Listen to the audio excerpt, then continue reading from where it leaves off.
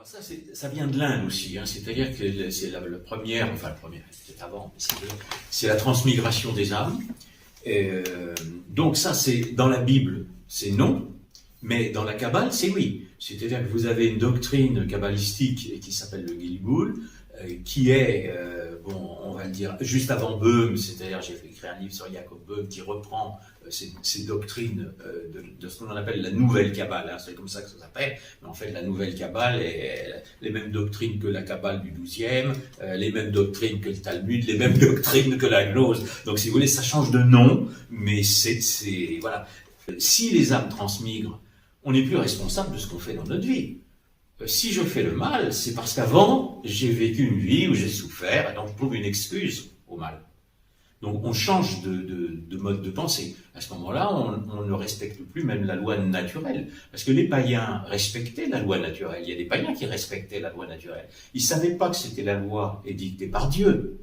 L'ordre naturel était dicté par Dieu, mais ils le respectaient. Il y a des morales païennes qui respectaient l'ordre naturel. Mais à partir du moment où les âmes transmigrent, on ne respecte plus l'ordre naturel. Et la deuxième différence, c'est que la transmigration des âmes s'inscrit dans une conception cyclique du temps. C'est-à-dire que le temps revient sur lui-même, n'est-ce pas? C'est les Kali Yuga de la tradition indienne, c'est la même chose. On revient, n'est-ce pas? Le temps revient sur lui-même. La grande différence de la Bible, parce que là c'est commun au judaïsme et au christianisme de la Genèse, c'est de dire, attendez, c'est pas comme ça que ça s'est passé, il y a eu un commencement. Dieu crée de rien, ex nihilo, le monde. Et à partir de ce moment-là, le temps devient linéaire. Il y a un commencement, donc il y a un déroulement du temps, et il va y avoir une fin. Et donc à ce moment-là, vous avez ce qu'on appelle l'eschatologie, c'est-à-dire la science des fins dernières. Tout ce que nous vivons, c'est parce qu'il y a un but.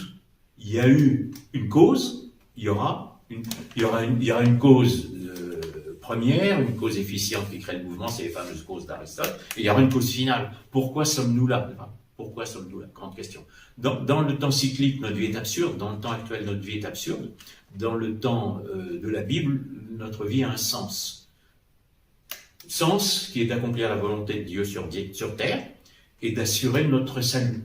Notre salut, alors, par le baptême uniquement.